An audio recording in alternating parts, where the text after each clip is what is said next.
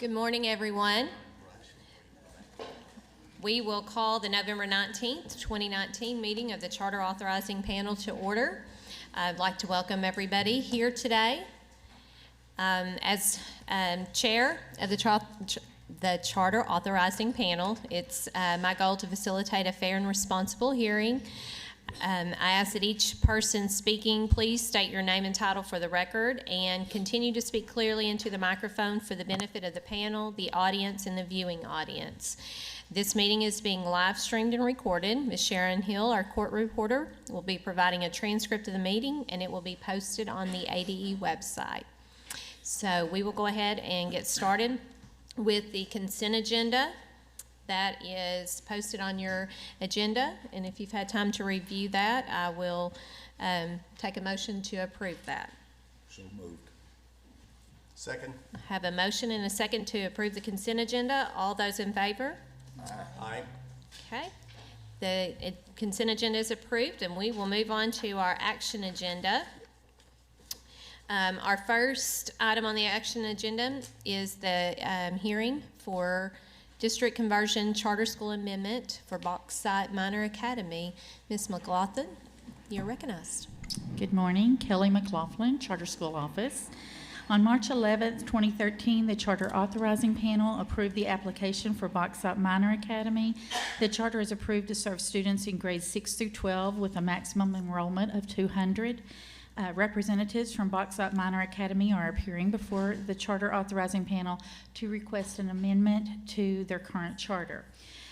We do have representatives from the Academy, Superintendent Matt Donahue, Leanne Pinkerton, Director of Curriculum, and Michael Driggers, High School Principal. They will have 20 minutes to make their presentation if there is any opposition. They will also have 20 minutes, and then the school district will have 5 minutes to respond. Okay, so can we have all the representatives who will be speaking on behalf of the charter, and anyone in opposition, please stand to receive the oath. Okay, and if you will raise your right hand, do you swear or affirm that the testimony you are about to give shall be the truth, the whole truth, and nothing but the truth? Okay, thank you. All right, so we are ready for your presentation. If you all want to come up, if some of you want to stay seated, if you'll just state your name and position for the record, you'll be recognized. So, Leanne Pinkerton, I'm the Director of Curriculum. Matt Donahue, Superintendent. Michael Driggers, High School Principal. okay. Well, welcome. We're glad you're here with us today. Okay, and you can go ahead and get started. So Minor Academy is a charter conversion school which started in 2013 and was renewed for 5 years in 2017. It's available to all of our Bauxite students in grades 6 through 12, although it's more heavily utilized with grades 9 through 12.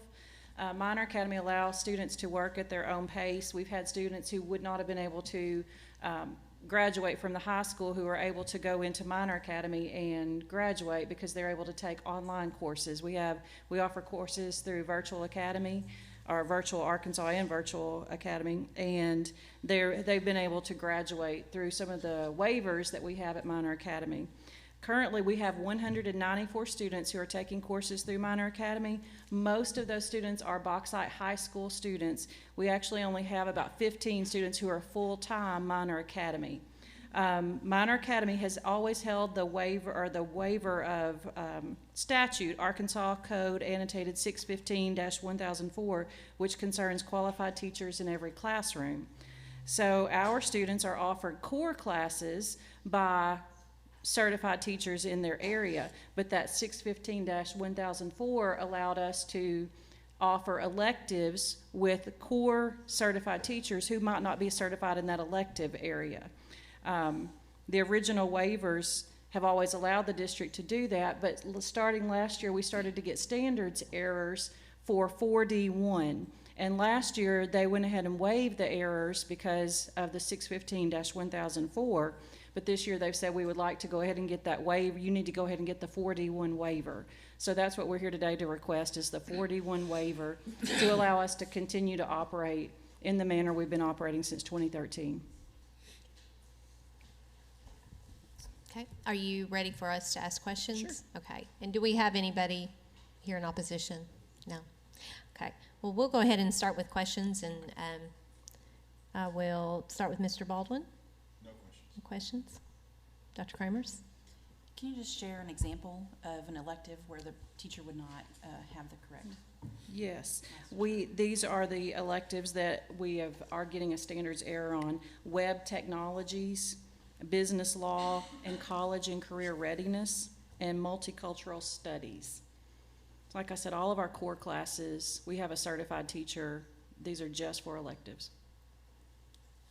And they're still certified teachers. They're just not certified for multicultural studies or business law or college and career readiness.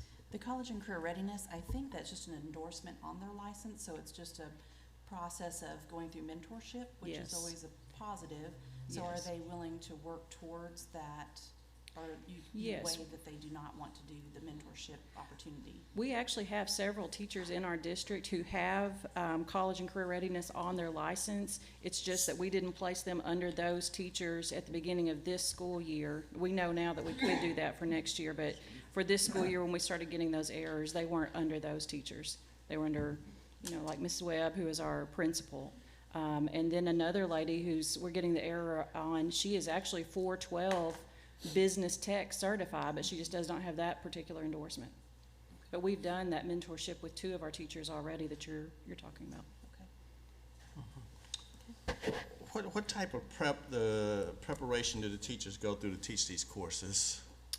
So our teachers go through all of our traditional 60 hours of professional development, but they don't have any specific preparation for business law or web technologies or college and career readiness because they are teaching it through Virtual Arkansas. So the curriculum is delivered online, and all our teachers are doing is basically grading the curriculum. That makes sense for me now.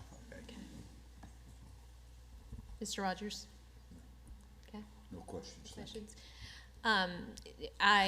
You talked a little bit about the success that you've seen with your students through participation in the Minor Academy. So you have 15 students who are full-time, Yes. and then 194 that participate at some level with Yes. that. In addition to graduation, what are some of the other things you look at to measure the success? It is mainly our graduation rate. It's one of the highest in the state. We had, I believe it was 95% last year that we were able to get through. It's mainly the flexibility that we are able to offer our students who might traditionally drop out. Okay. All right. Any other questions from the panel? And about how many students do y'all have enrolled in, I noticed you said about 15 are full-time students Yes. on site basically, and the rest would be the ones that are just doing the online work? Well, we have Bauxite High School and Minor Academy are basically in the same area, and so our Okay. students go back and forth. So we don't really have, if we have any students, it might be one student who is not coming to class every day on ground. Most of our students, though, are taking most of their classes at the high school and then come down for an elective at Minor Academy. Okay. Okay. And you're able to offer different electives through this? Yes. With some flexibility? And we have been since 2013. It's not anything new we're requesting. It's just that standard got missed when we When the converted. update. Yeah. Okay, well, if there are no more questions, I would entertain a motion. Move the approval of the waiver. Okay, have a motion to approve Second? and a second. Any discussion? Oh, I'm sorry. Tracy Webb, Charter Unit Leader. Just for clarification, is this for all licensure or just non-core classes only? Okay, so I think that would be a question that you all would need to speak to. I think, let me go back and find where you've,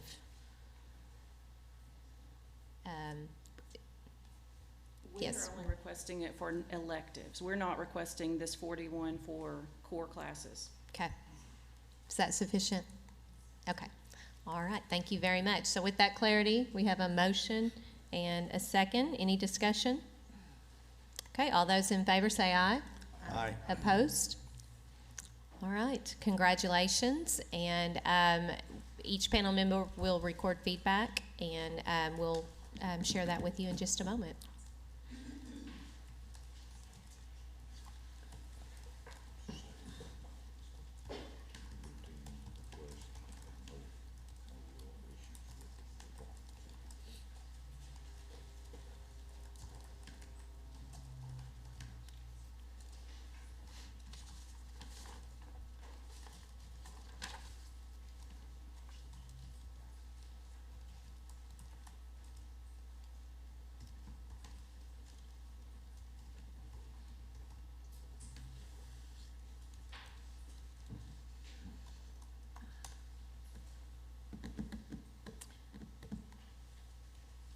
right. We will go ahead and start with feedback. Mr. Baldwin? Yes, I approve the request. I feel it's appropriate and reasonable. Okay. Dr. Kramers? I approve the motion to allow more flexibility for non-core classes and electives. Dr. Williams? Support the motion. The waiver allows Minor Academy to continue to offer diverse curriculum / electives through online courses. Okay. Mr. Rogers? I had no concerns with the waiver request. Mr. Wilson? I thought the request was reasonable, and it sounds like your program with your electives is working well with the virtual academy.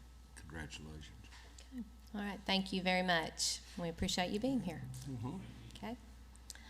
All right, we will go ahead and move to the next item on our agenda, and this is a request for the Fayetteville Virtual Academy. Ms. McLaughlin, will you introduce this for us? On November 18th, 2015, the Charter Authorizing Panel approved the application for Fayetteville Virtual Academy. The charter is approved to serve students in grades 4 through 12 with a maximum enrollment of 500. Representatives of Fayetteville Virtual Academy are speaking before the panel today to seek an amendment to their current charter. We do have Dr. Megan Slocum, Associate Superintendent for Support Services, and Kim Cook, Principal, here, and you'll want to swear them in. Okay. All right, if you will stand and raise your right hand. Do you swear or affirm that the testimony you're about to give shall be the truth, the whole truth, and nothing but the truth? Okay, thank you. If you will state your name and title for the record, you are recognized, and Yes, welcome ma'am. back Good morning. to ADE, the Yay. division now of I know, elementary the and division, secondary and education. It's so fancy. This room looks amazing. Yeah. Good job. Good morning. My name is Megan Slocum. I'm Associate Superintendent of Fayetteville Public Schools, and Ms. Kim Cook is here with me as principal.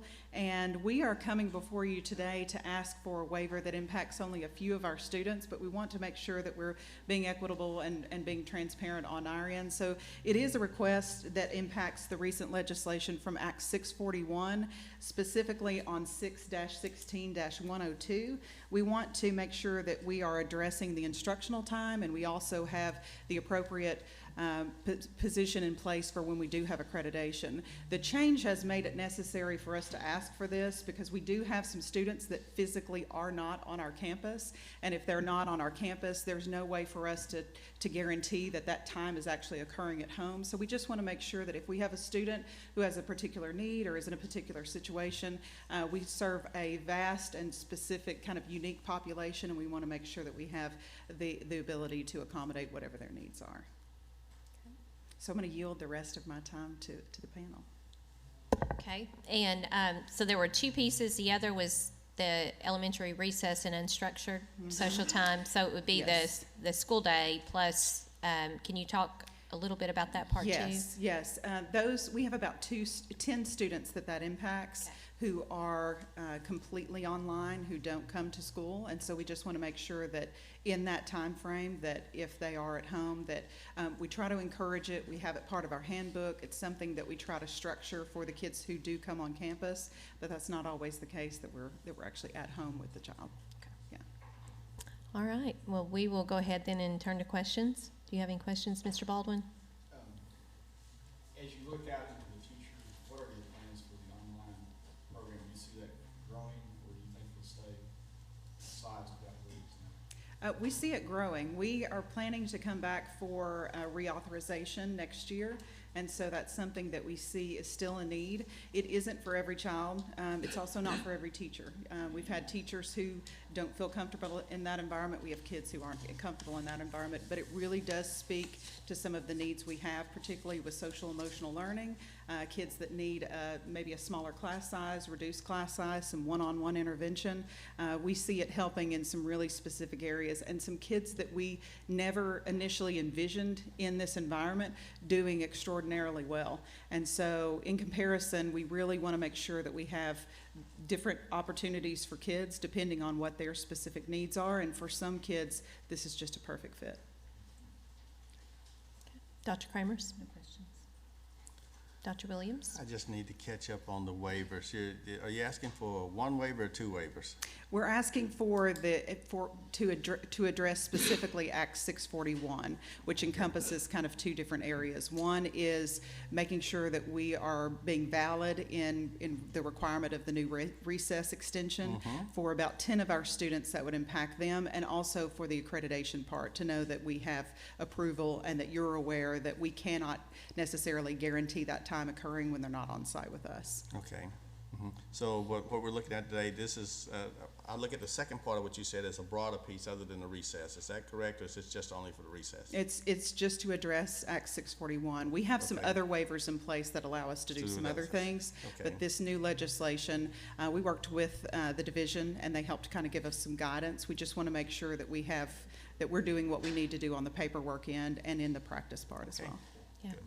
But to clarify, and maybe Ms. Hyatt could answer this, the waiver of 616-102 would waive the 6-hour instructional day requirement for the charter. Is that correct? And I think, well, I'll ask first. Is that correct? Mary Claire Hyatt with the division. Yes, so the recess legislation was codified in the Arkansas Code at 616-102A5, which just has the recess. The rest of the statute has the 6 hours a day, average 6 hours a day, or 30 hours a week requirement in it. But I don't know off the top of my head, and I can go check. They may already have a waiver of the rest of the statute, or 1A52 in the standards, which is the companion standard to the law. Okay. So I can go check that real quick if you give me a second. Okay, yes, that, I just wanted to make sure that you were aware of that. But I think that the nature of the delivery model with this type of online, and knowing that some kids are physically on campus sometimes, all the Yes. time, versus some Yes. not any of the time, it stands to reason that flexibility makes sense. And we So- do have some kids who physically attend, physically come, and they're physically there all day. And then, of course, then we comply with that when they're here. The difference is not knowing what type of model the family or the child needs. In just looking at your student performance on the ESSA School Index, the achievement was very high for your students. Yes. I noticed that. Maybe the growth wasn't quite Where we want where it. you want it to be. So have you had any conversations about, We have. like, the high achievement but the lower growth, what you... I think what we find in this particular population is sometimes it serves a specific need for a short amount of time. So sometimes when we're comparing two populations from one academic year to the next academic year, from one fiscal to the next fiscal, it can be a pretty different population. So we try to watch that in terms of growth, but we also know we're not necessarily comparing the same child to himself or herself a year later in another grade. So it is like this kind of moving orb, because we do pay attention to the quadrants. We want everybody to be in the upper right all the time, but it's trying to chase where are they. So what we try to do is, if they do go back into a traditional setting, or they've come out of a traditional setting, which are metrics that we don't necessarily follow for the division, but us internally looking to see how did that child do coming into this environment or leaving in this environment, where they are now specifically.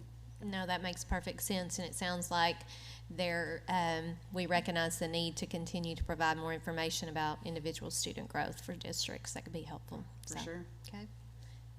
Ms. Hyatt? Sorry. Yeah. Mary Claire Hyatt. So the school already has a waiver of 616-102 and 1A52 in the standards, which is the 6 hours a day, 30 hours a week requirement. So they already have that flexible scheduling waiver. So this really would be the 616-102A5 with the new recess legislation codified in it. Okay. Okay. That makes sense. Do you have any questions? No, thank you. Okay. No questions. All right. Well, if we don't have any more questions, is there anything from staff that we need to look at? Okay. Well, seeing none, I will entertain a motion. Motion. Okay. Motion to approve. Second. Have a motion and a second. All those in favor, say aye. Aye. Any opposed? All right. Thank you very much. Congratulations. Thank you. We'll record our responses and give you some feedback.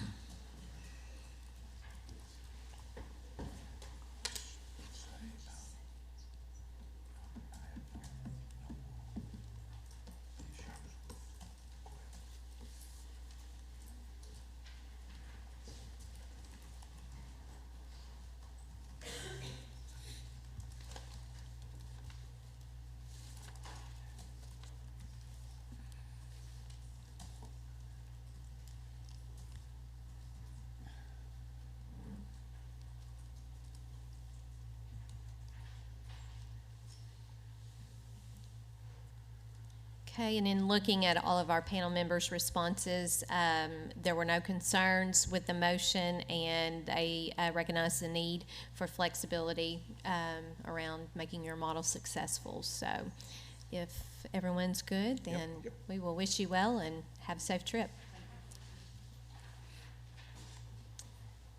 Okay, so our next item is for the Mountainburg Middle School Brain Academy, and I think that we have some additional information that has been passed out. We do. So, Ms. Webb?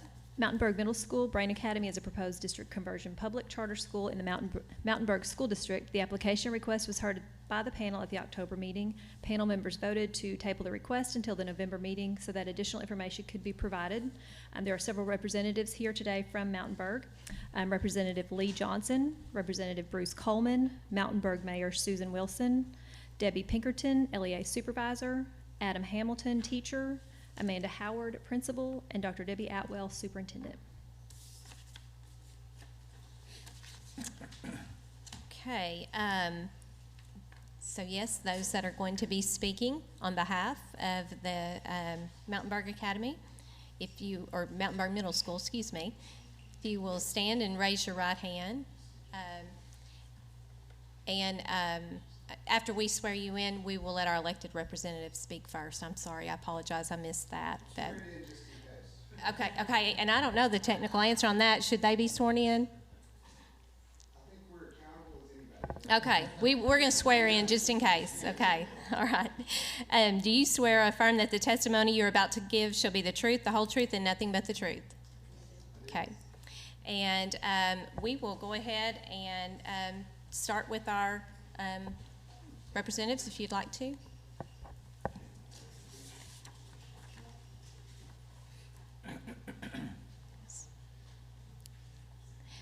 We want to welcome you to our Department of Education, Division of Elementary and Secondary Education representative. Thank you for having the hearing, and I'm here today to support this request.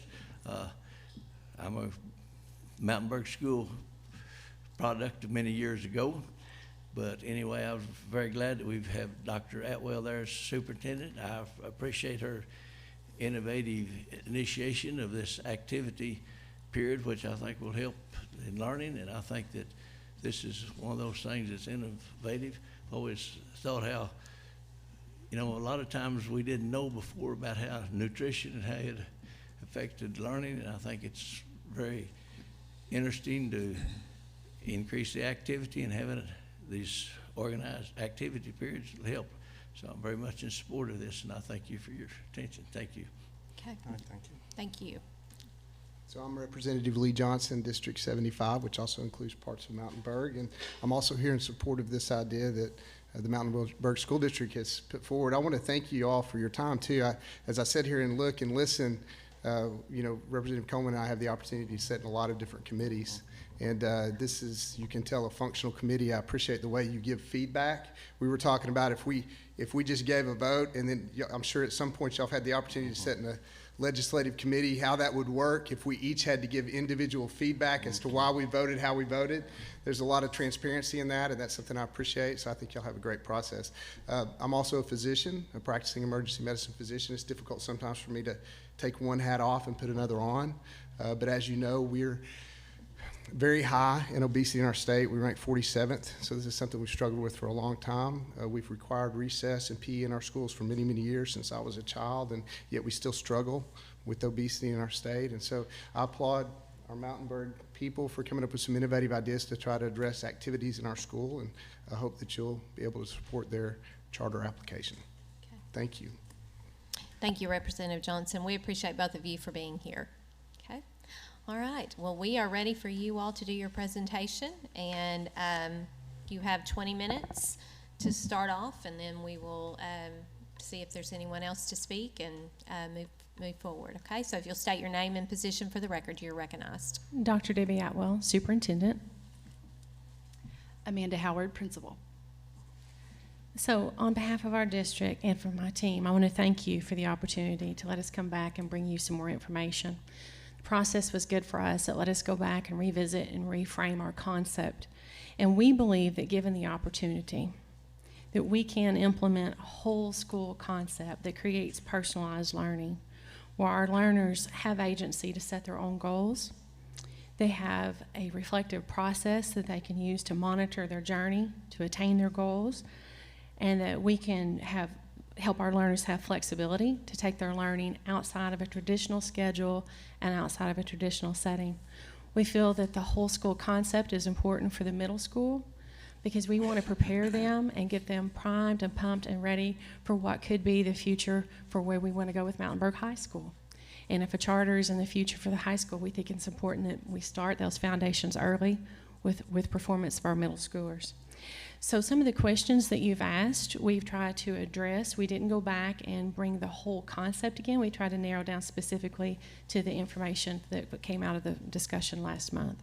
So with that, Ms. Howard. Mr. Wilson, I don't know if you remember, but you said you guys need to press pause. There's a lot going on here with your presentation. So I want to preface that by saying we were really proud of what we were doing. There were 3 things that we addressed with you. One was a culture of academic growth. We don't need a waiver for that. In fact, we don't need a charter for that. We're doing great work, but we wanted to share with you, and I think that took a lot of time and energy, mental energy. Number 2 was a culture of self-efficacy. That's what we'll focus on in this presentation. And then the 3rd one was a culture of success and citizenship. That we're doing now. We're just going to continue. We're also very proud of it, but it took a lot of mental energy to process that last time we were here.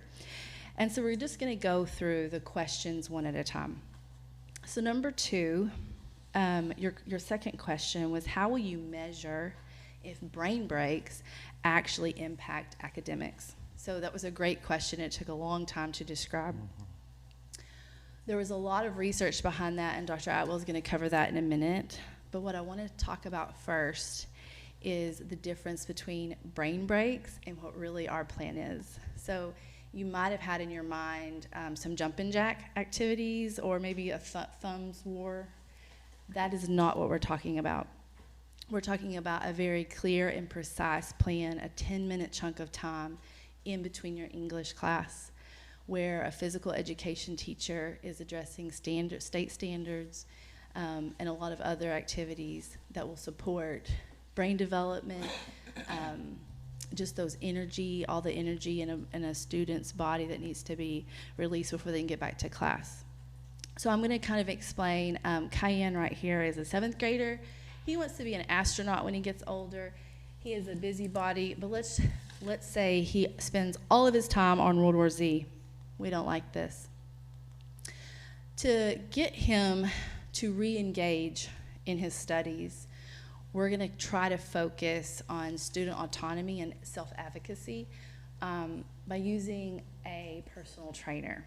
And Mr. Adam Hamilton looks like a personal trainer today. Right, this is what all of our teachers will look like. Right now, we look like this. We look really professional, and I love that. But if you can imagine the kids walking into a school where every teacher looks like your coach, they have a whistle, they have a timer, and we are ready to get to it. On top of that, they're your teacher academically, but they're your coach physically. And so let's say Mr. Hamilton sits down with Cayenne and he says, hey, look at your scores in English. You're doing pretty good there. In reading, you have some possible things we could work on. But Cayenne, I want you to go all the way down to your math. Wow, we have a big red exclamation point. You're struggling here. Let's talk about in what areas. Specifically, expressions and equations, ratios and proportions, and geometry. So what are we going to do, Cayenne? And at this point, that life coach, that personal trainer is going to walk Cayenne through a personal schedule. But first, we need Cayenne to set some personal goals. So he'll have academic goals that he needs to set, physical fitness goals, as well as his citizenship goals. Now, this student probably isn't going to choose to take math 3 times that day or week. And so this is guided choice. He has a life coach sitting right beside him, encouraging him to reflect on his academic scores, on his behaviors that might help him make good choices. I said it before, I used to tell my daughter before bedtime. She was 4, and I'd say you can go to bed or you can read. And she always chose to read. And so we're going to be kind of tricky with the way we handle that. So this is a digital student performance report. So at this point, Cayenne's going to plan out almost a month's worth of work with his personal trainer and life coach. So week 1, this is just an example. This is live. This is almost, it looks like more like a video game-ish, because that donut starts at red. But as they put in their numbers, weekly or daily, that grows. But I couldn't show you that, so I just took screenshots. So that first week, Cayenne is struggling in academic growth. He has completed 27% of his work, and he's still remaining at 73. And so his donut looks pretty pitiful at all red, right? So we want to encourage him. What are you going to do, Cayenne? And then week 2, as soon as he puts in his new numbers, that donut grows. And then week 3, we're getting closer to all green. And that's where we'll get him to. This is not just in academics. He'll set his own goals for physical fitness and citizenship as well. Another question you all asked was to provide a greater focus and detailed strategy for the brain breaks. What does this look like in a day? So this is what it looks like. The yellow are the Dragon Fitness training. We've renamed it because it's not just a brain break. It's serious stuff. Dragon Fitness Training, a DFT, is very military-like. I'm a military wife. When the PFTs come up in the Air Force, physical fitness training, it is no joke. All we eat is chicken for a month because my husband's getting ready for that. That's kind of how we want to play this with students. Your Dragon Fitness training is coming up, your Dragon Fitness test. So it's not play, it's intentional. To break down the schedule just a little bit more, if you take that purple block from here, the bottom, this is where we offer student choice, and it's more innovative with how our kids can have autonomy, but also just joy in their own learning. So there's 3 blocks of student performance where the student gets to pick, okay, Cayenne knows he's struggling in math, so for his remediation that week, he's gonna take 3 math sessions. In addition to, he was struggling a little bit in ELA, but also we're gonna offer some enrichment, like Project Lead the Way, community service, book clubs, and stuff like that. This is Sarah Beth. She wants to be a teacher, and she spends a lot of her time doing pageants. One of the questions was, how are we gonna handle our special ed students with 504s or IEPs? Sarah Beth has a heart condition. So just like Cayenne set his personal goals, her physical fitness personal goal will look a bit different because we're going to work with a team of people to make sure she's taken care of in those ways. Another question you had was about the supporting data for both brain breaks and physical activity and the impact it has on student achievement. I'm going to let Dr. Atwell talk about that a bit. The 2018 physical activity guidelines very strongly advocate for 60 minutes of vigorous activity for students each day to get the most benefit from an active lifestyle. And so we strive to increase the amount and the opportunities for physical activity. We reached out to Dr. Charles Hillman, who served on that National Advisory Committee, and he sent, and I've shared with you some of his MRI slides, scans that show the brain and what happens with a brain that's not been active versus where the areas of the brain light up after as little as 20 minutes of physical activity. And so he was very encouraging. He suggested that we look at a Burn to Learn curriculum that's being used in Wales, where they interject 10-minute bouts of physical activity throughout the day, and he indicated that showing some promising results. In our research, we also looked at Dr. John Rady's work, and Dr. Rady has linked increased academic performance to physical activity. So in schools where students took PE and then took a literacy course, their scores were higher. Where they had a good PE program and then took math, their math scores were higher. We also looked to see, you had asked if there was anybody in the state doing this. So we reached out to Dr. Crystal Brashears at the Office of Innovation. She stated that they didn't have any research or data currently to show that that was taking place in Arkansas. But she did refer to us to a study that says perhaps that's what's missing. And there was a national review where they looked at charters across the nation to see who was emphasizing physical activity, and they suggested that that was a need or a gap. We also have shared with you some information from Dr. Eric Jensen, who ties in and capitalizes on how we can incorporate brain-friendly learning environments and how we can capitalize on the power of the brain.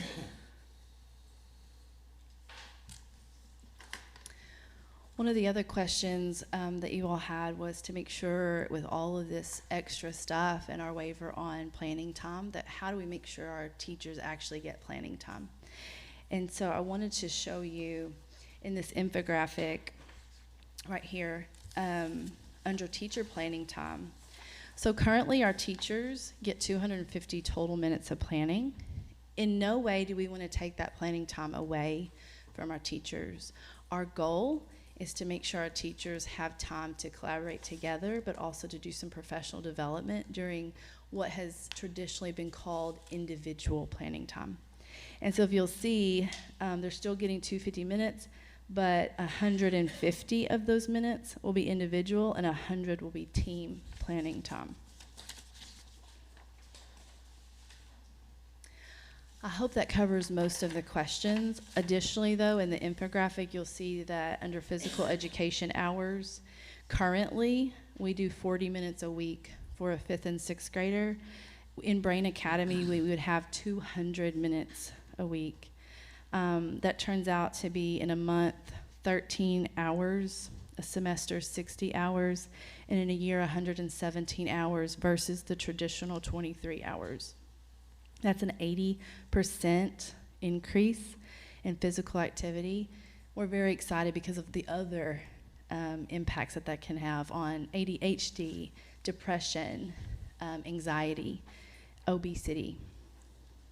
And then the last infographic I have is maybe a better visual of the schedule, in which we're offering not only physical education, but personalized learning and a response to intervention in ways that we are not currently. For example, there will be 120 minutes more of personalized learning and student choice every single day. In addition, 75 more minutes of innovative remediation, of intervention time every day, and 150 more minutes than we currently are having every week. Do you have anything else, that one?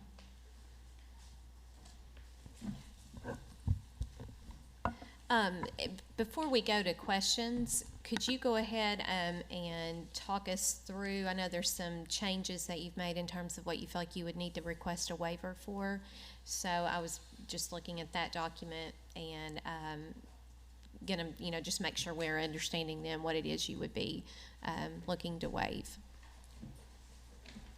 Ms. Hyatt, we may need you on that. I'm looking at the legal response to some of their waivers.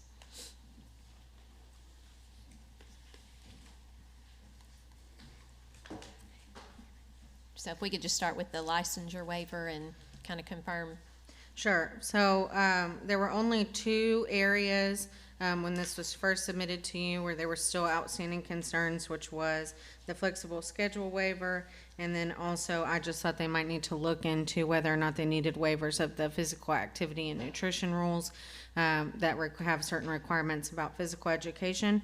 Those concerns have been resolved as of last night, but I would like to give them an opportunity to explain what they explained to me about how which waivers they need under flexible scheduling and about the PE waivers. So upon clarification, we do not need a waiver of the 6-hour day and the 30-hour week to accomplish what we need with flexibility in the day. So we've rescinded that request.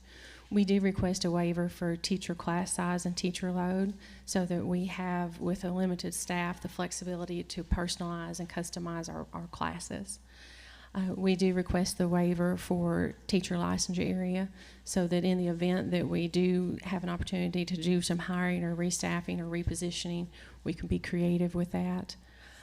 We do request the waiver for individual planning periods so that we can make sure, and as we stated, we want to be able to provide the planning time. We just need to make sure we can do that collaboratively and not only individually. We also would like the waiver for non-instructional duty and duty-free lunch. Not that we are going to schedule our students where they're doing more supervision, but they have flexibility, that if they want to offer an extension, a remediation session, a learning opportunity during those periods, it wouldn't be construed as non-instructional duty. So in your class size teaching load, what would you foresee? Do you have an idea of how much flexibility you need? I mean, are No more 80 in than- a class or? No, ma'am, no more than 35 in a class or 180 students a day. Okay. And on the licensure waiver, in terms of middle school, what type of flexibility might you envision that you need? I think just to provide some clarity for us. We're looking at how, with the implementation of Project Lead the Way, how we would staff that. And we just know that in our hiring in the past, we haven't always had people that had a license certification in a secondary science teaching subject or in a middle school. So if we had an opportunity to do some hiring and staffing where maybe an engineer who doesn't necessarily have a teaching degree but would have the interest and flexibility to do that, or say, for example, if we need shared staff for a period from the high school, we might be able to bring a high school science teacher in to help us with some of the Project Lead the Way, things like that. Okay. And then on the individual planning time, if you're still planning to do that 150 minutes a week, do you need that waiver? In conversation with legal counsel, we understand that's tricky, so. Good morning, Madam Chair, members of the panel, Trip Walter, Staff Attorney, Arkansas Public School Resource Center. One of the things I wanted to emphasize in this is, as we've talked about the 150, one of the things I wanted to make sure you realize is that the state required amount is a minimum of 200, given in at least 40-minute increments. Mountainburg has voluntarily chosen to go up to 250, so cutting that to 100 would be 150. The thing is that there are two reasons behind the waiver. One, that's going to be less than 200 as far as the individual time. And two, the way they plan to utilize it, as Dr. Atwell said, will be that there may be times that's given in less than 40-minute increments. But there's as she indicated, there's a complete and total emphasis in making sure there's adequate planning time given for the teachers, as well as breaks and a rotation system to make sure you were concerned about how much time that would leave this combination of the non-instructional duty waiver, the duty-free lunch, and the planning time. But she and I talked, and it's in the response, about going to a rotation system, so you're not going to have a teacher that's losing like 3 lunches in a week, et cetera. Okay. Thank you for clarifying that. I was looking at the wrong line there. So the 200 minutes of planning time would include some team time. Okay. Correct. All right. Okay. I will see. Do any of my panel members, do you have questions about the waivers specifically then? Okay. If we don't have any more waiver questions, then I'll open it up for general questions, and I'll start on this end with Mr. Wilson. Okay, well, using John's schedule here and my simple-minded way of thinking, best I can understand, the total of instructional time, either in John's schedule today or John's schedule with Brain Academy, total instructional time will be the same. It's simply, the fitness training is simply divided up into 5 parts in this instance instead of 1. Yes, sir. And your understanding, well, strike that. That's all I have. Thank you. Mr. Rogers? Dr. Williams? Yes. Couple of things here. On the fitness training, what type of fitness training would you all be using? It's not football practice every 10 minutes and so. No, we intend to install a Game Time Youth Challenge fitness course, which is located on our campus right between the two sections of classrooms. And we have a walking trail and a basketball court. So we'll get the kids out. It might be that they're going to do laps and walking goals. They could run through the obstacle course. It's got chin-ups, push-ups. They can do self-timed speed events. They can set personal goals. They can compete. And so it would be personalized based on their interest and what their personal fitness goals were. Okay. Will all the kids participate in this program? Will they have the option to opt out? I don't know, so I'm just asking. Under the nutritional and physical activity guidelines in Section 7, there are waivers. If a parent wants to opt out and waive for physical or for religious conditions, they can. Okay. And so we would work with those students to develop what they would do during that activity or what their personal goals were, but they would be allowed to opt out if they needed to. Okay, all right, thank you. Okay. Dr. Kramers. I'm trying to visualize the flow of the day, because the schedule example on the slide, for example, the science schedule for the week slide, it goes there's no transition time. So it goes like one thing ends, the next thing begins at the exact same time. So how do they get outside, get back? Because, just kids getting down a hallway, there's usually a short transition time. So the actual time they would have doing physical activities is mostly walking to get outside to get back.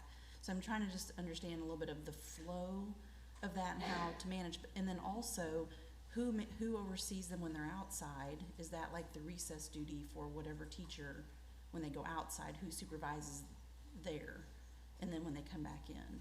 So to answer your first question about transitions, we actually have some ideas about putting actual activities through the hallways, right? So kids, there's not like a bell that rings and you go to Dragon Fitness. The teacher's kind of modifying, hey, we're headed out to Dragon Fitness, on your way. I don't know if you've seen them, like vinyl on the floors. You can do jumping jacks all the way out. So it's not like you have like this very structured bell rings, walk out. You can be active on the way out. And so that's the vision. And on your second question, for the waiver for PE, and that's a big reason we need that waiver. So every teacher will essentially be our PE teacher. So when does plan period happen if they're in the class and then they go outside with them and then they come back? Where does their planning time happen? One of those blocks would be their planning. They wouldn't be assigned a course during one of those instructional blocks. We just showed a student schedule. We didn't show you a teacher schedule. We would still schedule a planning period for teachers. There is a schedule Okay. in your packet Okay. for the teachers, and let me find that page for you. Okay.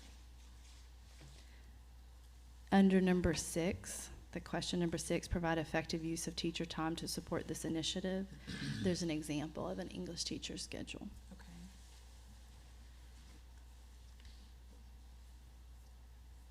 Okay, and then I did have another question.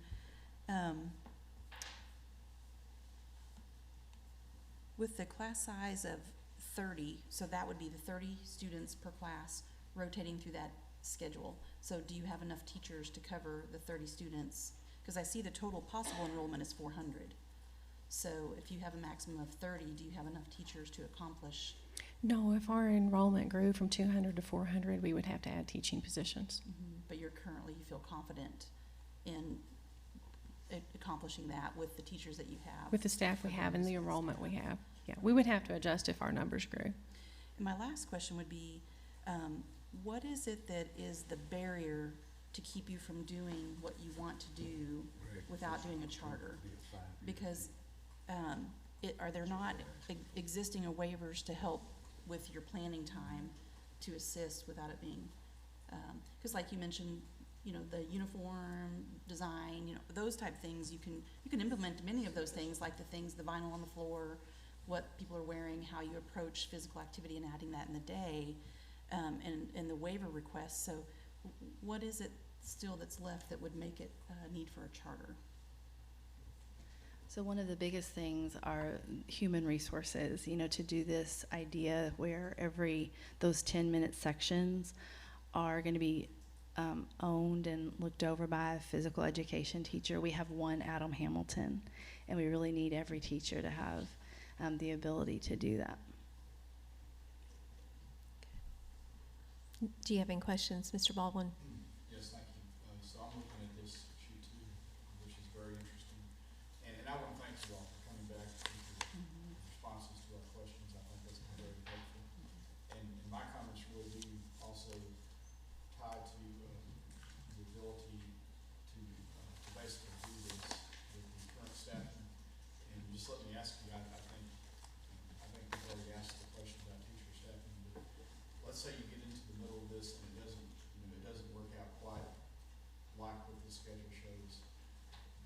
flexible to, are you able to make changes to adjust for the realities of what you see?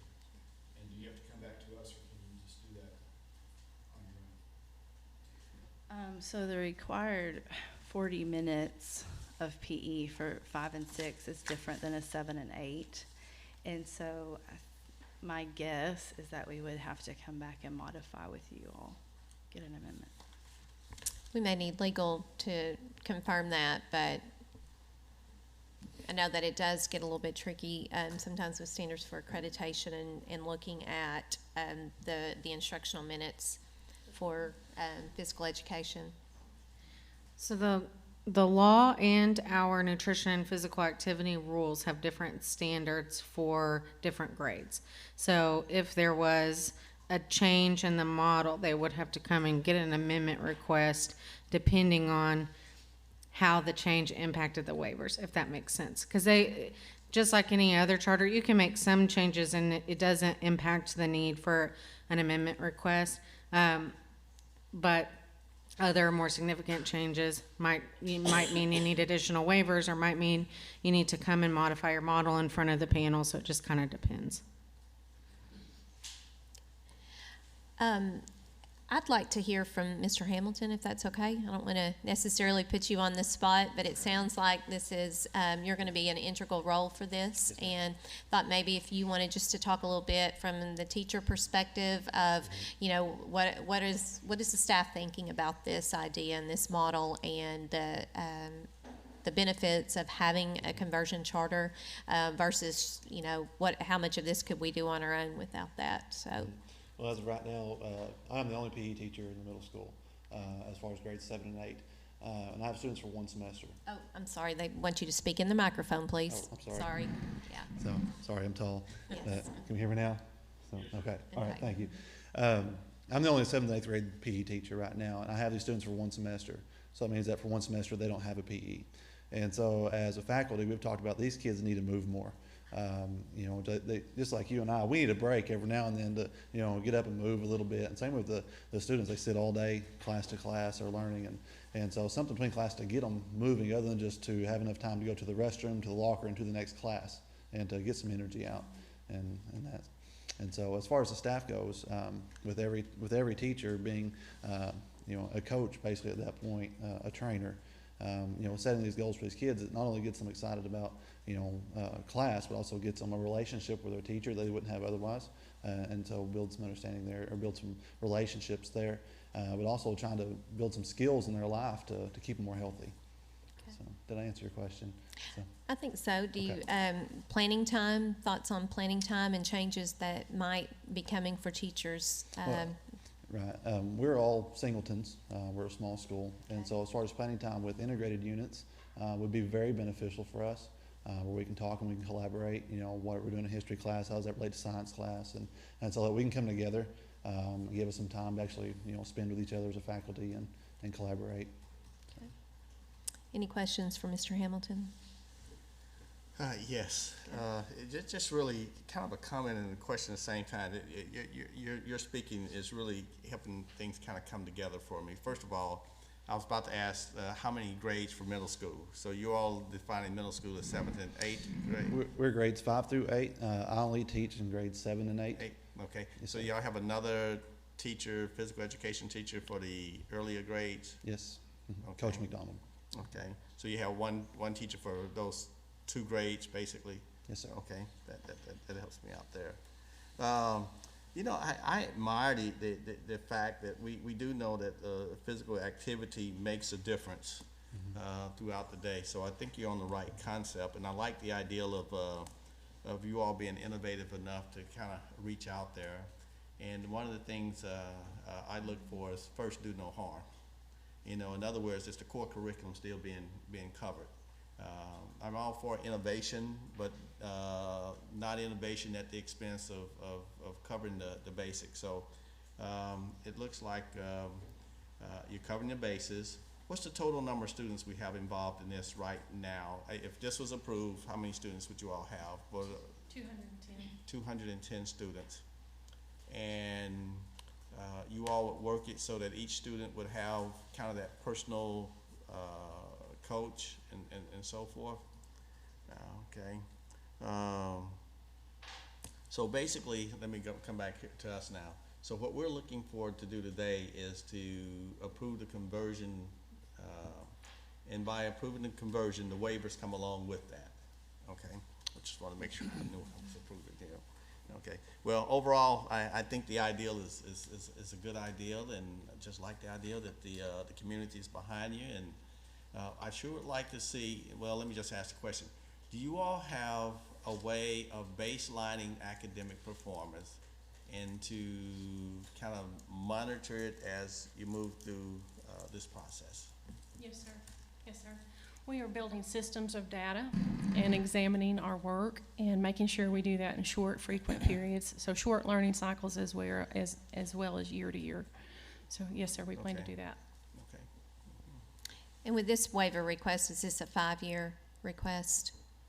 Yes, ma'am. Is that right? Okay. Mr. Rogers, did you have a question? I wasn't here last week, or last month, so if I ask some repeat questions, so this is gonna be, you're just doing your whole middle school? Yes, sir, whole school. And you're asking for a 400 cap? Can you tell me why you asked for 400 when, Our enrollment's 200, but if you look at the number of classrooms and the maximum space in our facility, then we could enroll up to 400. I don't know that there'll be that sort of demand in the community, but I sure hope there is. I hope when they hear about Mountainburg Middle School Brain Academy, we have to come back and say we need more space. okay. So, And then outside, you said that they're gonna go outside and do this, but what happens when it's now? I mean, you said, so you're gonna have, cause when you were talking about the teachers and having 30 kids in a class, I mean, I'm thinking 5 through 8, 30 kids running around and it's raining outside in a class, running down the hall doing exercise. How is that? I mean, I just see it in my head, and I'm trying to understand a little bit more about how that's not going to look just absolute chaos. So can you tell me a little bit about that? we do have a middle school gym, and we use that gym for our before school, our PE, our lunchtime activity. We did get a joint usage grant this year, and we installed an 8-foot asphalt walking path around the perimeter with a loop of our playground, and we're getting a lot of laps in on that, and our kids are getting a lot of movement and breaks between classes where they can go out and stretch and move and they don't get muddy. And so having a place when the rain's not falling where they can get out and move quick, we can. But we also have several long hallways, and like we have one of our building complex has a walking sidewalk around the building, and so we utilize that space now for transitions. Mr. Rogers, you should have been with me Friday subbing in first grade. I can assure you, you get a lot of physical activity in a very small space. No, I'm sorry, I'm just kidding. And we do have, our middle school campus joins the high school campus, and we have a safe room with a PE facility there, and we do have exercise equipment there. So during inclement weather, we utilize the safe room for PE as well.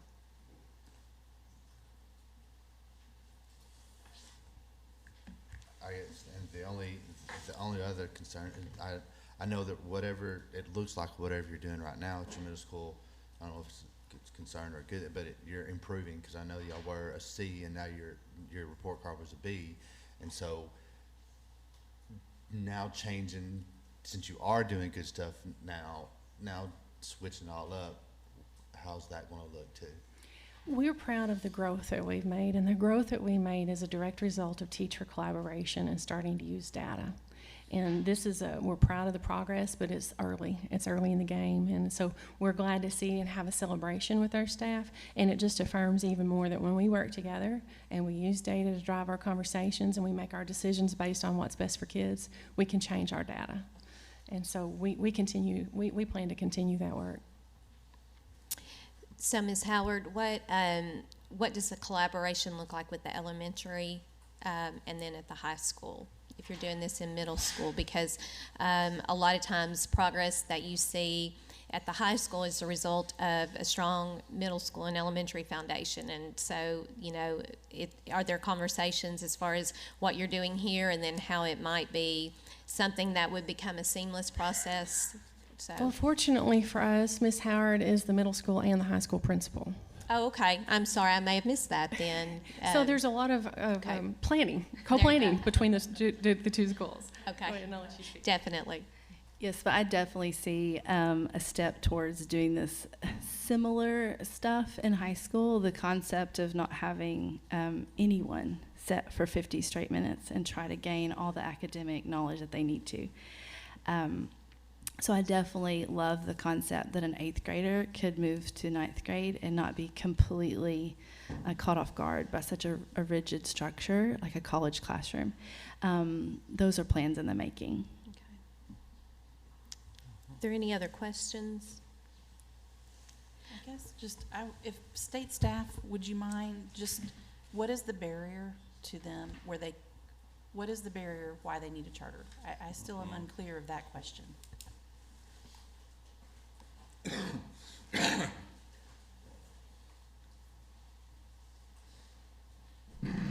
Mary Claire Hyatt with the division.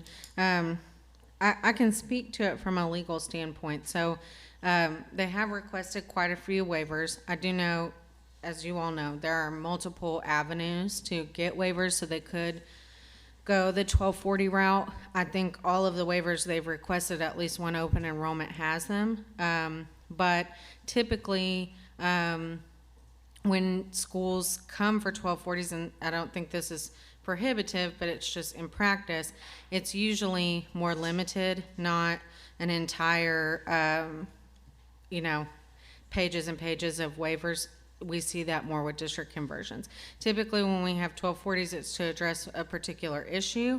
That doesn't mean that they couldn't get 1240 waivers for these reasons. I think they absolutely could. But I also think there are other, outside of waivers, things that they can get when they have a charter that they can't get without the charter. And I think that's more about applying for grants, applying for different types of funding and stuff like that comes along with having the charter designation. Something, and I want to apologize, Mayor Wilson, I should have asked you if you wanted to speak earlier, and I apologize for that. I get nervous up here and just start rambling on, and so would you like to say any remarks? I'm Mayor Susan Wilson from Mountainburg, and our school needs this. Our enrollment has been declining because of school of choice to some degree. So if we got this, it would impact the entire city by bringing more people to Mountainburg. So school of choice, this would be something that if a child that goes to school 12 miles away, they see that we're doing activity all day, that they will bring their children to Mountainburg. But also our city in general has just put in a joint usage grant for walking that connects our city park and city complex to the school. So we are, as a community, trying to do more physical activities with everyone. And that joint usage grant allows our population in general to use that walking trail after school hours. So we are trying as a community to beat and be better than what we have been in the past. And with our school grades coming up, it means a lot. We have been lower than a C at times, so we are super excited about the improvements for the city school. Thank you. Thank you. Okay, so if there aren't any additional questions for the applicants, is there anybody have any discussion or questions for panel members? Okay, I think that the applicant did a good job in addressing the questions that we had asked them last time and some of those things that were causing the uncertainty. Just speaking to some of Dr. Kramer's concerns, I know there are times when we have had applications and there are different avenues for districts to seek waivers and try to be able to do what they want to, but the district conversion charter is a route where if a school has a plan and they've put together in a thoughtful way, and they need that flexibility. That has been the basis for approvals in the past. So hopefully that can help answer some of your concerns. But if there are no more questions or discussion? Yeah, I just to add that somewhere, I think getting an update on the academic performance on this model, instead of waiting to the end of 5 years. Yep. Would probably be helpful, maybe at the end of maybe year 3 or something like that. Just to kind of keep it on the radar on what's going on. I'm sure they're going by the end of year 3, if they need to do something different, they will have come to us to make some adjustments. But wait until end of year 5. Sure. It's a little bit long. Well, what I would propose that we do, because after this, we are going to do a review of the ESSA School Index school letter grades for our open enrollment charter schools. And then either next month or January, we could do that for district conversion charters. And if we start that as a regular process annually as a panel, then that gives us that chance to review. And if we do see concerns, lack of progress, anything, then we're on an annual basis kind of doing a check on all of those, that all of our charters, be it the open enrollment or district conversion. So is that something? Okay. That'll work. And that gives us even, that way each year we can look at their progress. Okay? Good deal. All right. Well, if there are no more issues, I would entertain a motion. So move. Okay, so we have a motion to approve and a second. All those in favor say aye. Aye. Any opposed? Okay, congratulations, you've been approved. And if you'll give us a minute, we will each give our responses and feedback.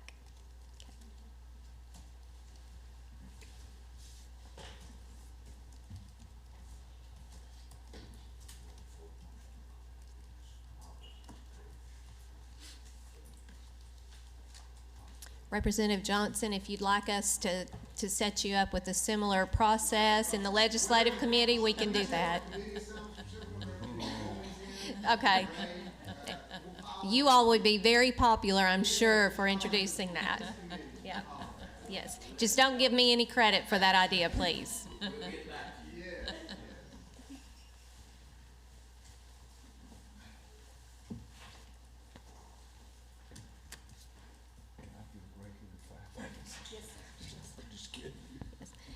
And as soon as we read our responses, we're going to do a 10-minute brain break. So.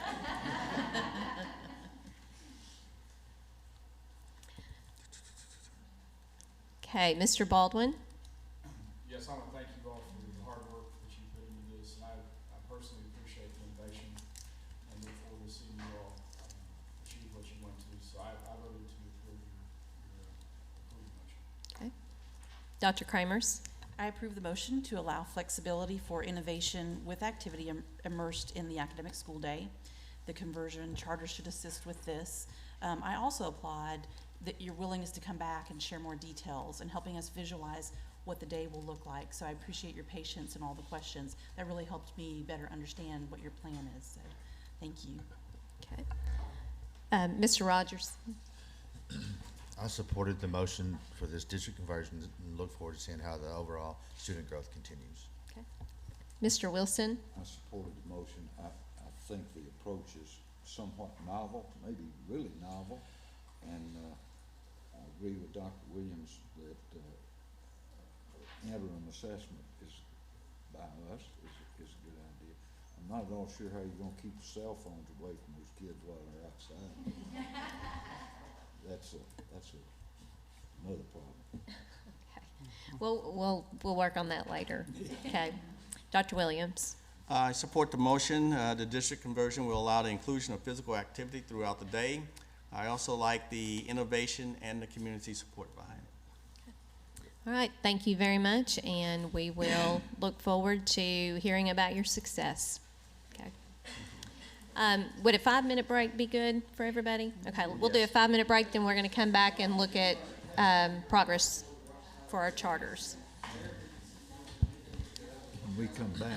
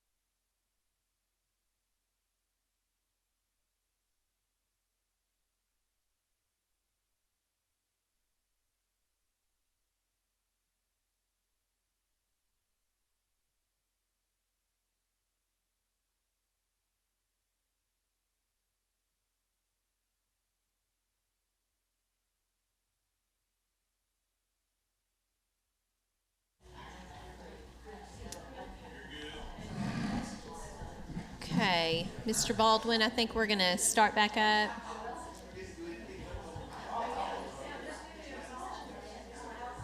that down, put that go. I'll put this on.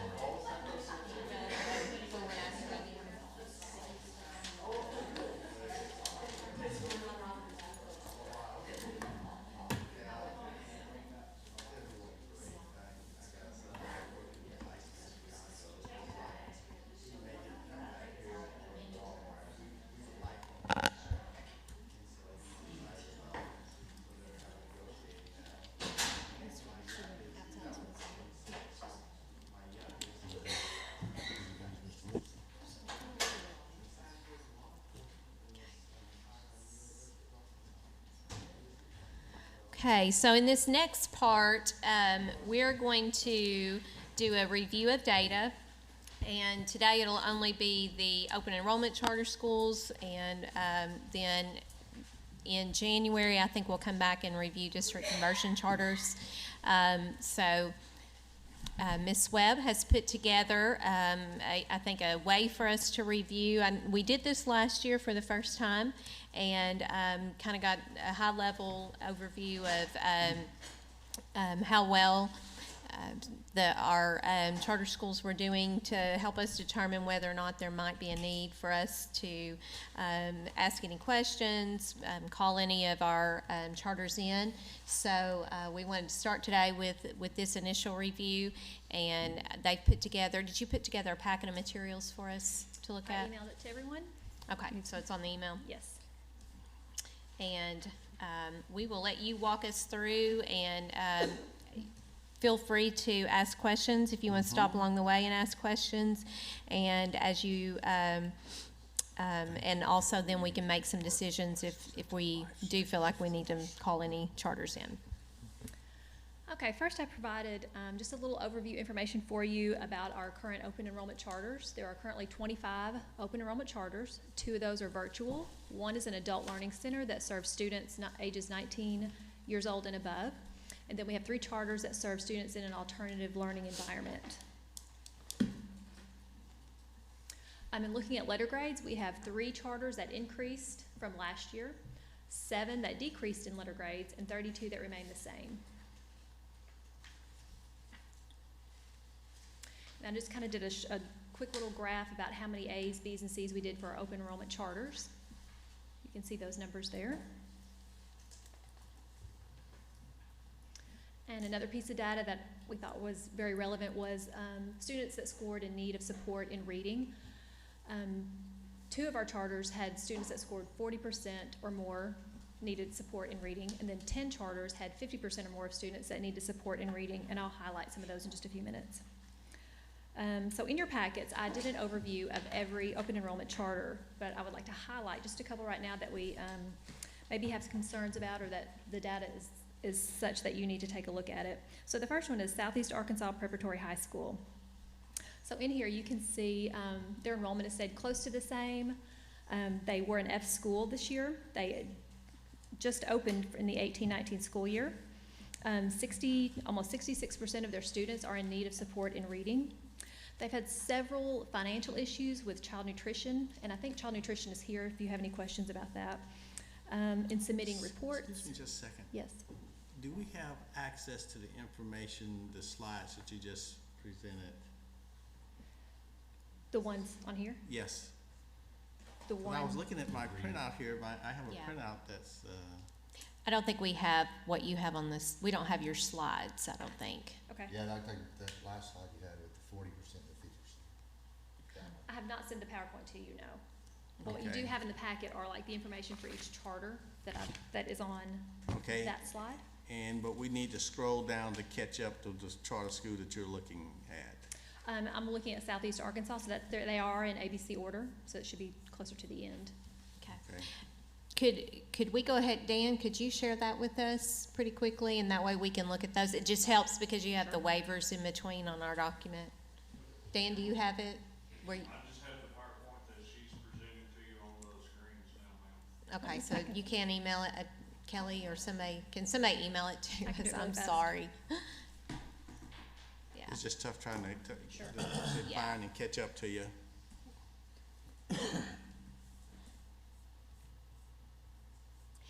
And while she's doing that, so when she's talking about schools that have 40% or 50% or more of their students in need of support in reading, that is a particular concern. There was legislation passed in the 19th session that where if schools have 40% or more of their students that score in that lowest category on the reading portion of the ACT Aspire, then those schools are going to need to take extra steps to really ensure that they're focused on reading.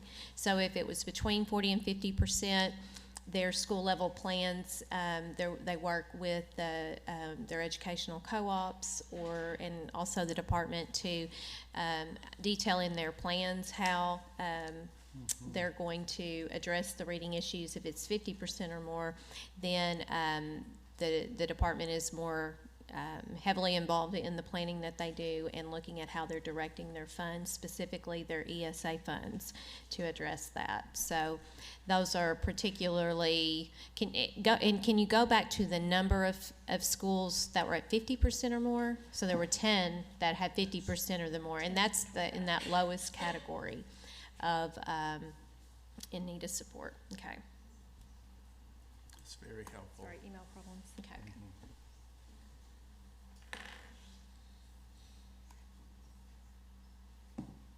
We keep moving, we Yeah, catch up. okay, when we we'll get catch it. up with you.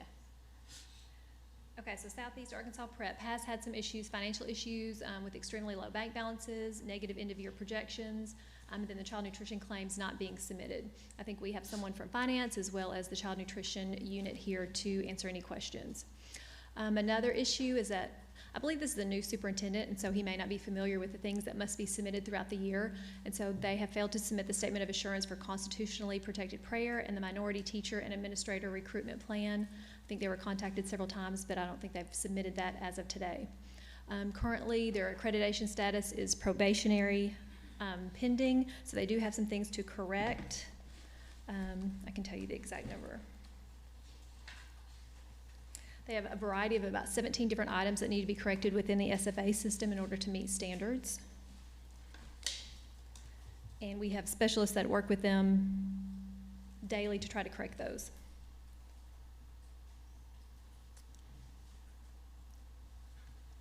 And so their first year of operation was 2018-19?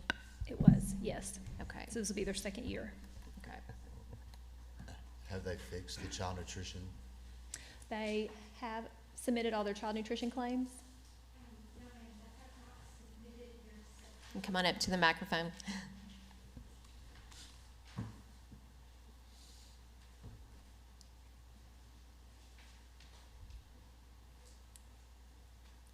Good morning. Hi. They have not submitted their September claim as of this morning. They have 60 days to do that, which is the end of November. Have they gotten their previous claims in now?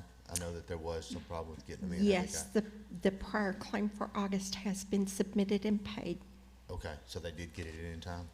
Yes, by about 5 hours. How many? A few, 5. So they Yes, got sir. it in 5 hours in time. Yes, sir. And how receptive are they when you have been trying to reach out and get? I beg your pardon? How receptive are they when you contact them for assist, when you're trying to help them? My assessment would be not receptive. It is very difficult to make any progress.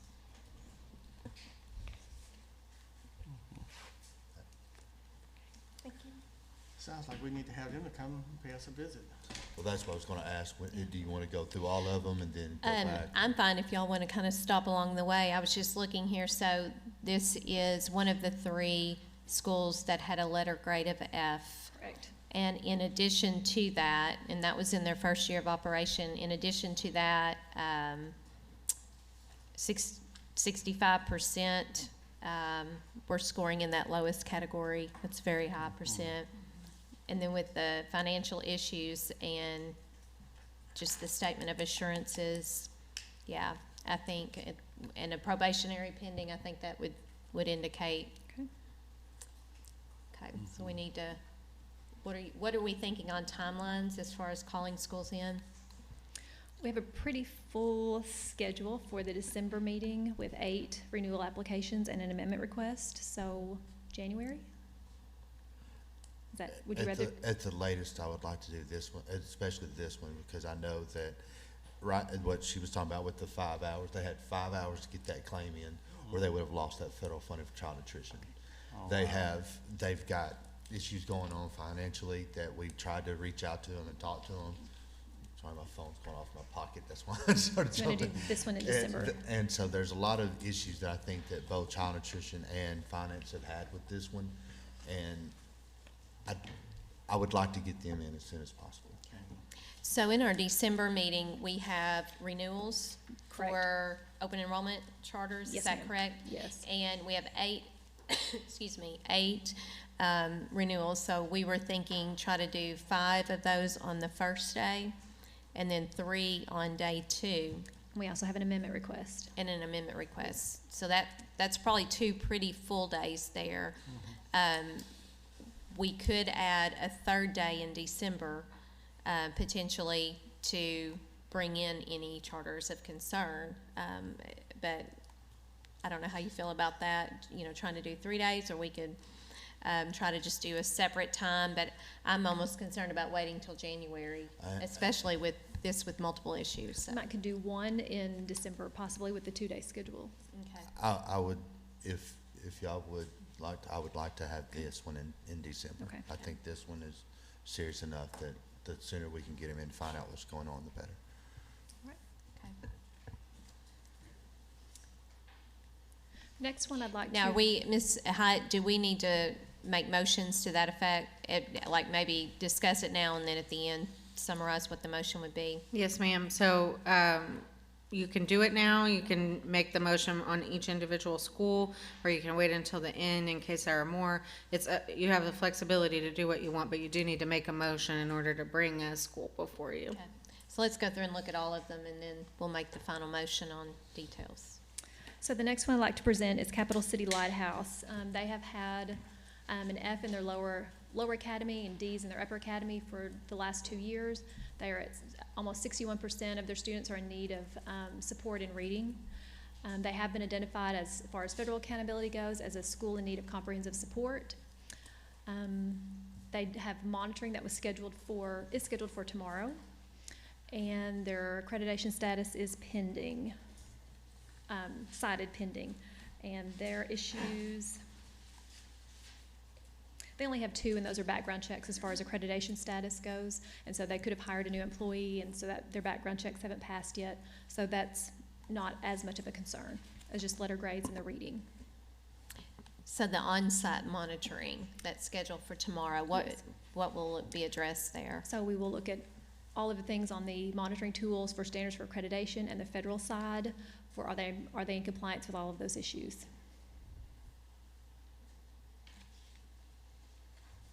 So it looks like their enrollment has also declined pretty significantly over the last 5 years, steady decline each year. Well, maybe not each year.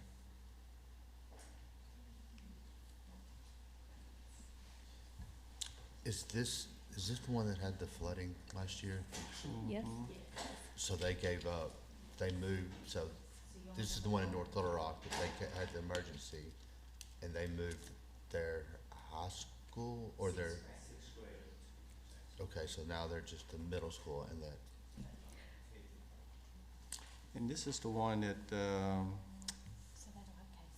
going out to visit this afternoon. Not on the North Little Rock campus. It's in North Little Rock.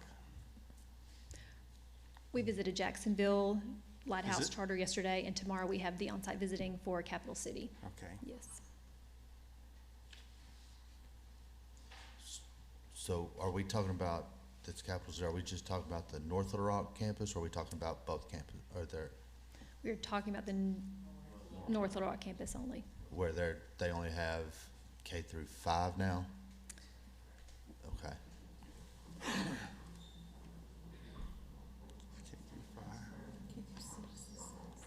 Yeah, this is listed K through, oh, they moved to 6th grade because of the flooding 'Cause last year. Last year. I did go visit this one, they are K through 5, and they've added, they've worked more on their culture, they've worked more on their reading, they're working on getting more, their teachers RISE certified. They've changed up their structure, how they're going through their school. I think it would still be, since they are an F, something to consider bringing in, but I have been there and know that they are working on improvement, and they did have that flooding issue last year, so where I know they had a lot of on their ESSA score was the SQSS, and that dropped them down because of their attendance, which towards the last quarter they didn't have good attendance because they had flooding issues. So they know that, and they're working to address that too. And so I think that this would probably be a good one to talk to as well, but I'm not as jumping on it like I brought that up. Ms. McLaughlin noted that you brought them in last year for a review as well. So would you maybe want to hold until you've had an opportunity to visit, they've had an opportunity to do the on-site review, and then we can make that decision? Yes. Okay. The next one I'd like to review is Pine Bluff Lighthouse. They too have had a declining enrollment. They're an F school in their elementary, and in their 7-8, they received a D. They have 62% of their students that are in need of support in reading, and their accreditation status is pending, cited pending. And their issues are 9 background checks that have not been cleared yet. So that could be that they've hired new employees, and that we're just waiting on those to clear.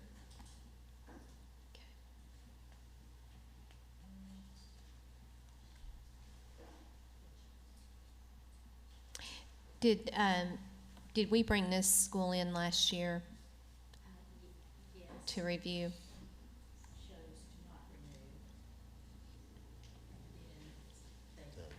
Okay. Kelly may have just said this, but this was the school during their review last year that you voted not to non-renew, and then the state board, they had a hearing at the state board and overturned it and allowed the school to continue operating. Okay.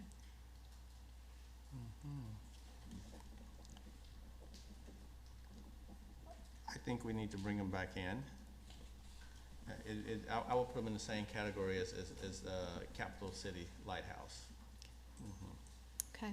And yes, I'm anxious to see with the background checks, we need to make sure that those get cleared immediately.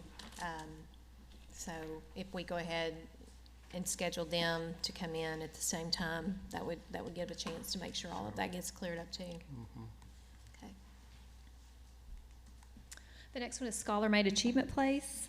They are a K-3 building that received a D letter grade. Last year was their first year in existence. Actually, their second year, I'm sorry. They have increased in enrollment, but we have 75% of their students that are in need of support in reading, and they were also credited pending for their accreditation status, cited pending, I'm sorry. And their issues, they have three issues, 2 are background checks, and 1 is the GT person in their district. So regarding the students in need of support for reading, yeah, that is a very, very high percentage in the lowest category. And their primary, what grades? K-3. K-3. Okay. Do we know, have we done any checks to see what they've done to address that this year? Do we know if there's been a substantial change made? We don't. We know that Ms. Jane Green's group is working with all of those schools and districts to set forth a plan to implement things to help improve their reading. But I can get more information from her exactly what they're doing. But we have not been on site to monitor Scholar Made. Okay. So, but our team is working with them on their plan. So last year was their first year? Correct. Okay. Panel members, how would you feel about our internal group first checking to see what was put in place for this year, since they've only had the 1 year, and even though that is an unacceptably low number, obviously, if there have been substantial changes made to correct from that first year, see what our team has to say, and then we could always come back and bring them in January if needed. Would that be? Okay.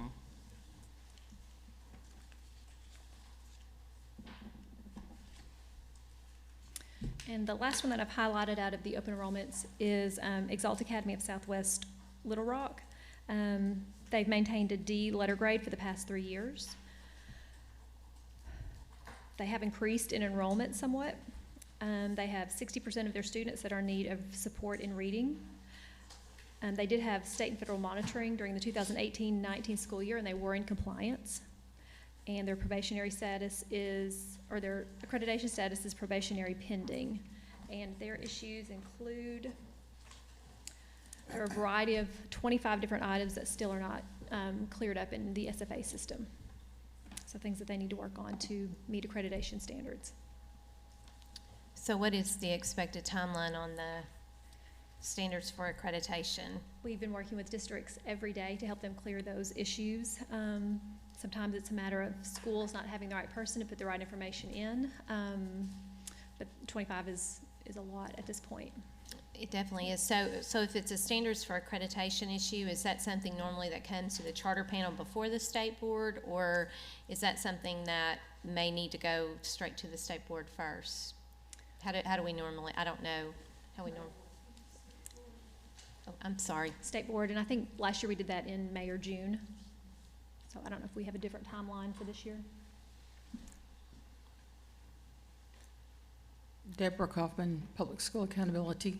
We take standards for accreditation, final accreditation to the board usually in June.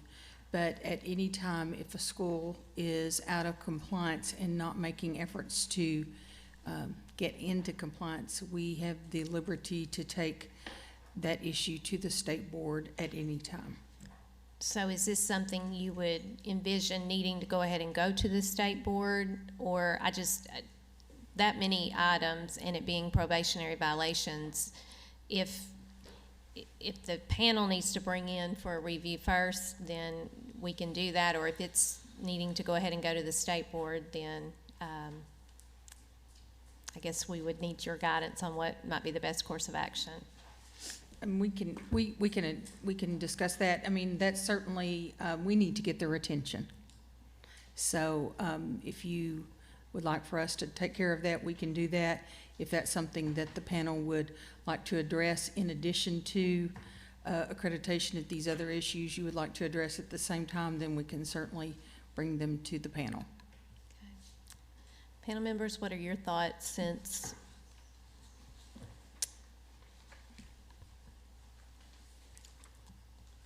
I'm open to, let me back up here just a second now. What's the current plan for them? What's already happened with the department? So we have standard specialists that work with them daily to help, to assist them in correcting those deficiencies in the SFA system. Okay, and they're responsive to the assistance you all are providing? I think there's always conversation, but not always action in correcting that. Mm-hmm. When the last time that have they been before us recently, like last year, or has it been a while?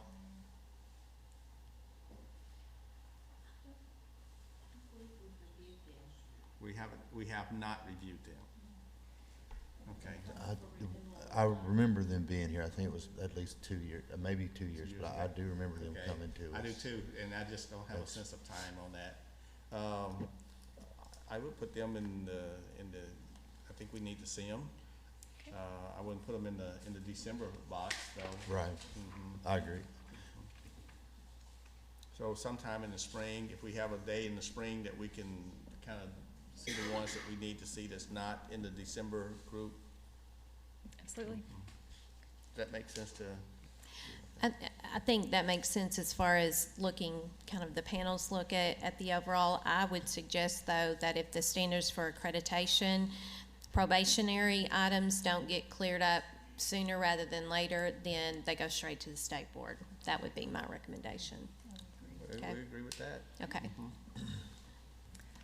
So those are all that I've highlighted today. There are a couple more that have had an issue in the same data that we've presented here. If you want me to review more of those, I can, or if you had a chance to look through the packet, if there are any that you would like to review.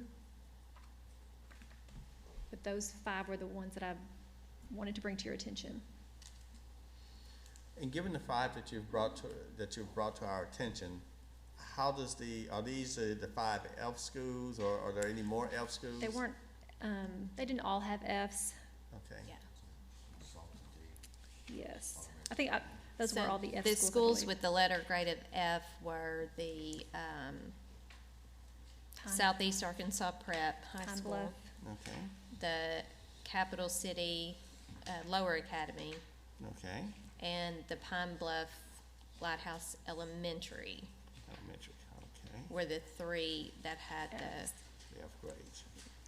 Okay. In getting information on those schools, is there a way to, kind of get the surrounding schools, grades also, whether they Sure. be charter or traditional public schools, just to have an idea of, what are options for parents within that area? Okay.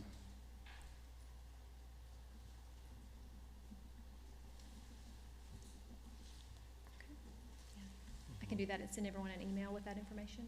Okay, thank you. and this is very helpful to see. Yes, it is. This has been very helpful for me. You know, it's one thing to just say, here's a list of what a letter grade is. It's another when you put together kind of a holistic picture, where it helps us to ascertain the levels of concerns that might be there. If there's ever any additional information you would like on there, just let me know. I'd like to know the 10 schools that are at 50% or more needing I have those. supported reading. Mhm.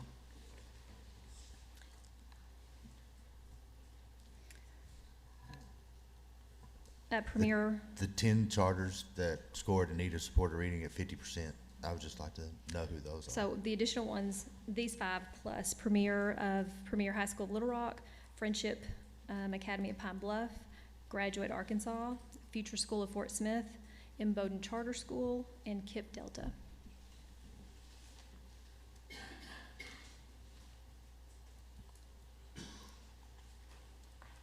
You say KIPP Delta, which one is that? Is that the, Helena, West Helena, or Blytheville? So the reading scores are provided as a district, As so a it's all of them district, together. Okay, so it'd be combined both. It would. So would you all like to kind of start with what they presented today and pick out what we know, like the one or two that we feel like we need to bring in next month?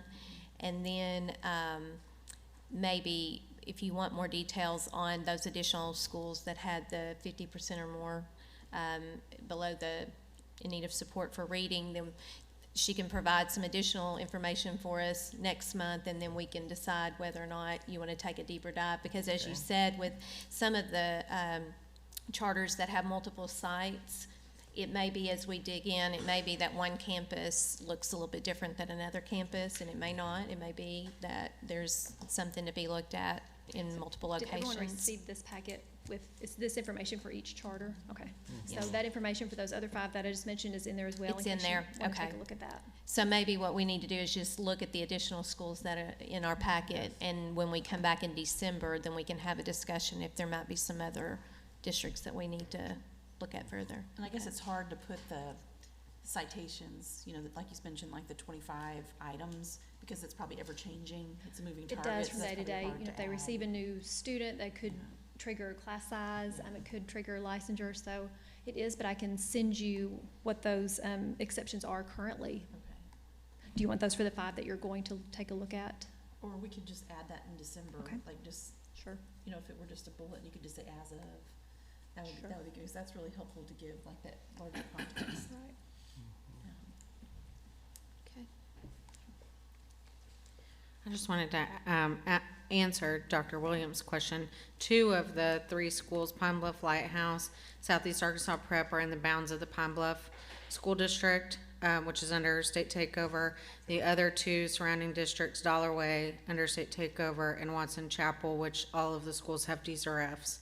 And then Capital City is in the bounds of the North Little Rock School District, which has a more varied grade level throughout the schools. So, you know, Yeah, okay, thank you. That gives us a better picture. Okay, so, kind of having that information, this is almost a, taking a triage approach in terms of, what do we need to look at doing first, and then I think just having this type of information available will help us then to continue to try to stay ahead of things or on top of things so that we don't get too far down the road. Ms. Kaufman's coming up. Just a reminder that the schools that are the districts that have been identified in need of support for reading, that is new legislation. It's in its infancy. We're bringing those schools, they've been coming in to receive training from our support team, and our district support team is in the process of reviewing their district support plans. So that'll go on for the next month or so. So we'll have a lot more information in January on those districts that you're bringing in January than we do today. So I think that's why we even, so like a district like Scholar Made, 1 year of operation, knowing they have the district support plan, I think that's why we had said we would hold off on bringing in Scholar Made. I think it's more of the ones that have been in existence for a while, Right. or have those other things that are outside of the reading that will prompt us to move more quickly. So, okay. What about our December plans? I'm trying to.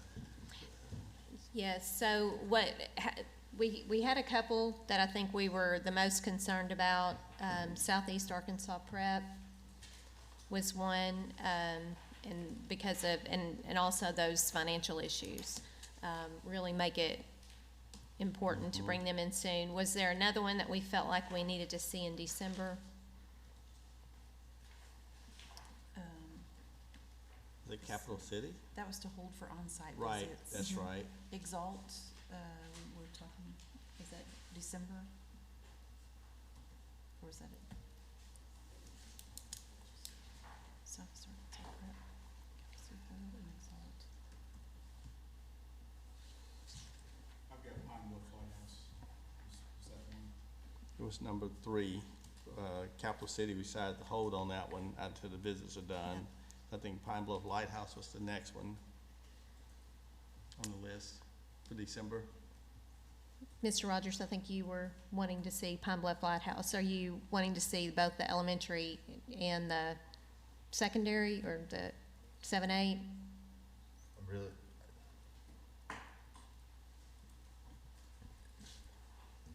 yeah, I mean, I guess, pull it back up again.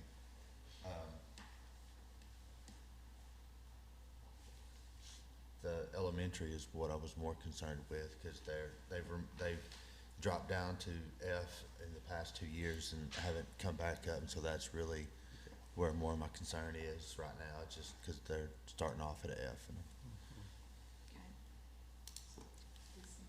So what day in December would we have them to come in on? Would it be on the 18th? Is that day 2 of our 2? You're gonna have 3 applications that day and an amendment request.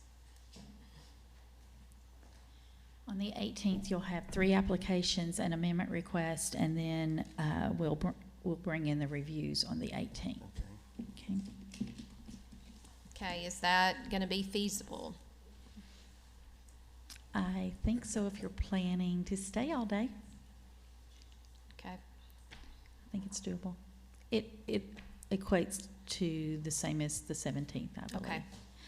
So just for clarity's sake, you want to bring in Southeast Prep on the 18th, and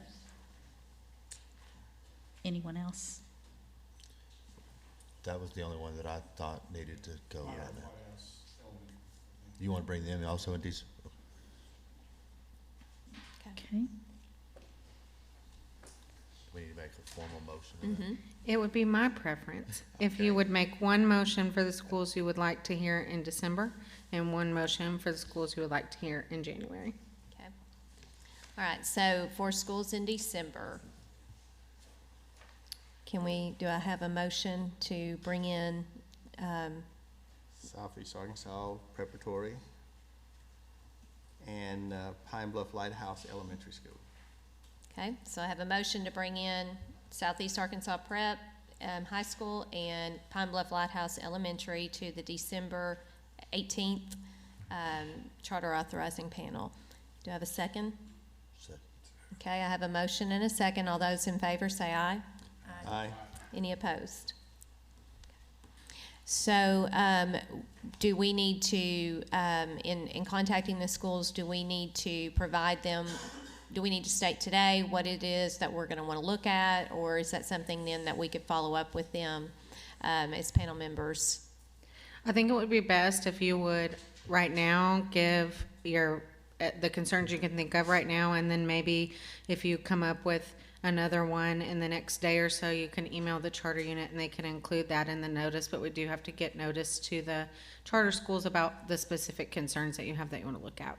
Okay, and this is a full review, so we're, wanting to bring them in for a full review. I don't know if we think that was the intent of the motion to bring them in.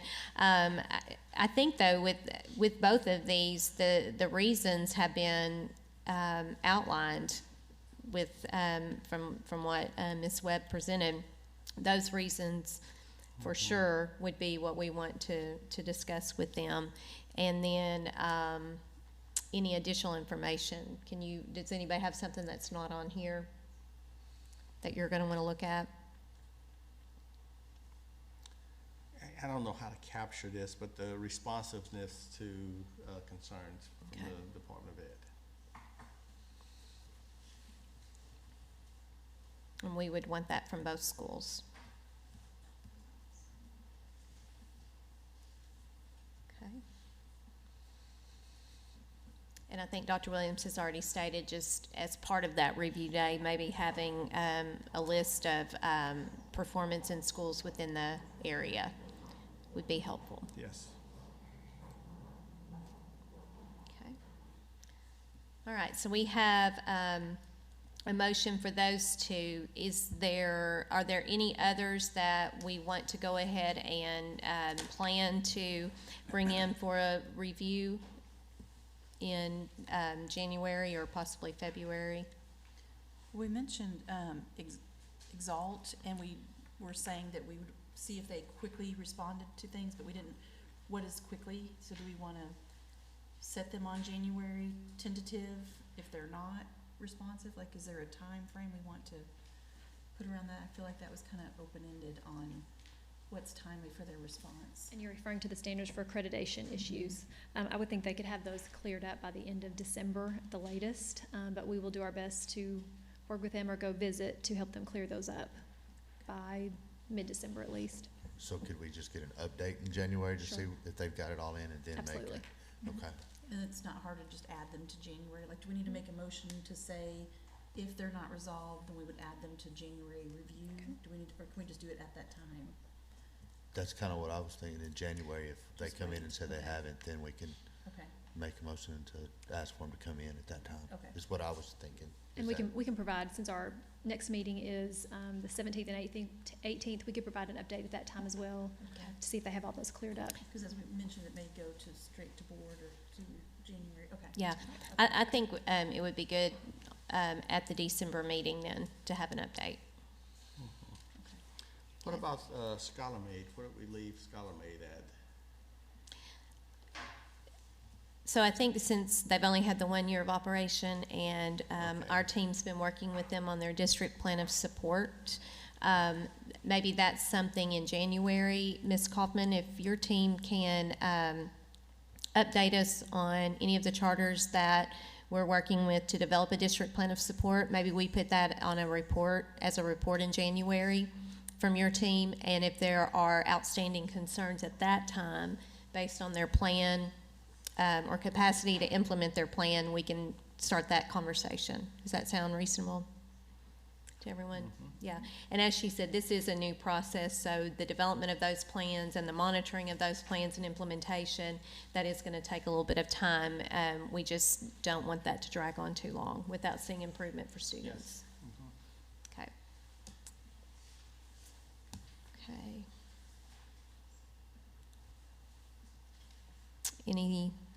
Anything else? So we don't have anybody for January we're recommending right now. At this time, I don't think we have anybody for January. We have the two of greatest concern that'll be coming in December. Okay? Okay, anything else? Okay. And team, this was very helpful. Thank you for Absolutely. putting that together. Great job. Yeah. And, okay, is there anything else then that's on our agenda? Nope. All right, so our next meeting will be December 17th and 18th, and they will be updating us soon on all the logistics. So we appreciate everyone for being here, and if there's no other items, I would accept a motion to adjourn. So move. Second. Motion and second. All those in favor? Aye. All right, we're adjourned. Happy birthday.